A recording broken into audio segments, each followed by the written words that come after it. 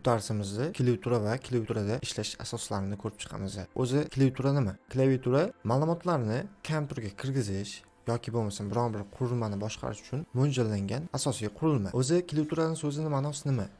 Yoki qaysi tildan olingan? Klaviatura klavish so'zidan olingan bo'lib, kalit degan ma'noni anglatadi. Klaviaturalarning ikki xil turi mavjud. Ular Windows klaviaturalari va standart klaviaturalar sanaladi. Windows klaviaturalarida 104 ta klavishi mavjud, ya'ni 104 ta tugmasi mavjud. Standart klaviaturalarda esa 101 ta klavishi, ya'ni tugmachalari mavjud. Klaviaturalarda funksiyalariga qarab ma'lum bir guruhlarga bo'lish mumkin. Ular qaysilar? Ular boshqaruv klaviaturalari, funksional klaviaturalar, kirgizuvchi yoki bo'lmasa o'tkazuvchi, raqamli va indikatorlar mavjud.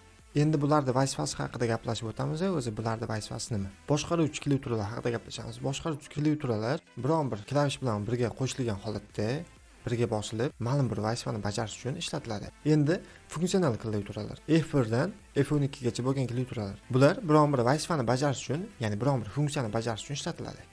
Endi kirgizuvchi klaviaturalar. Kirgizuvchilar bular harflar, sonlar, belgilardan tashkil topgan bo'ladi. Asosiy qismi hisoblanadi klaviaturani. Endi o'tkazuvchi. Bular misol biron bir sahifa bo'lsa yoki biron bir papkani ichida bo'lsangiz, boshiga yoki oxiriga o'tkazmoqchi bo'lsangiz, o'sha orqali o'tkazib foydalanasiz. Raqamli. Bular faqatgina raqam kirgizish uchun ishlatiladi. Asosan o'zi raqam mana shu klaviaturamiz turgan bo'lsa, o'ng tomonda ko'rib turibsizlar, o'shalar raqamli klaviaturalar hisoblanadi. Endi indikatorlar. Ko'rgan bo'lsanglar, chekkada sariq rangli bor, 3 ta yonaydigan knopka ko'rsatilibdi. Bu indikator bu misol siz katta harfga o'tkazganmisiz yoki bo'lmasa boshqa biron vazifani yoqib qo'yganmisiz, o'sha yonib turadi. Yonib turib bizga belgi beradi, ya'ni bildiradi. Ya'ni sen katta harf yoqib qo'ygansanda, mana shu indikator bo'lib yonib turadi. Endi sizlarga men tezkor tugmalarning vazifalarini ko'rsatib o'taman. Bu umumiy tezkor tugmalar, bular sizlarga qisqacha ma'lumotlar. Sizlarga to'liq variantini esa Word yoki bo'lmasa PDF shaklida sizlarga tashab beraman. Endi Ctrl bilan, ya'ni Ctrl bilan ani birga qo'shib bossa, birinchi Ctrl bosiladi-da, qo'yavermasdan A bosiladi. E'tibor beringlar.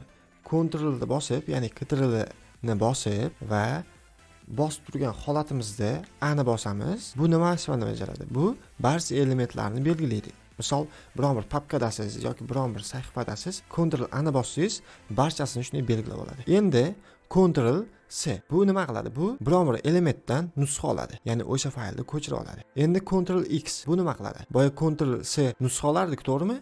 Ctrl X esa bu butunlay qirqib oladi. Ya'ni o'sha papkada u fayl qolmaydi. Endi Ctrl P.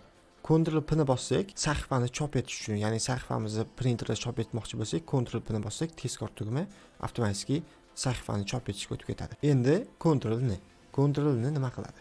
Ctrl N bu yangi oyna ochadi. Ya'ni biron bir sahifadamiz, yangi oyna ochmoqchimiz, Ctrl N ni bossak, o'zi avtomatik yangi sahifa ochadi. Endi Ctrl V. Bu ochilgan oynamizda bo'ladi-ku. Mana biron bir ma'lumot ishlayapmiz, o'sha ma'lumotimizni yopmoqchimiz, biz zakrit qilib o'tirgan stepga o'tib, Ctrl W ni bossak, avtomatik yopiladi. Endi biz biron bir sahifada ishlayapmiz, o'sha ma'lumotni tezkor saqlamoqchimiz, qanday qilamiz? Bu bizga Ctrl C yordam beradi. Ctrl C ni bossak, ma'lumotlarni saqlaydi.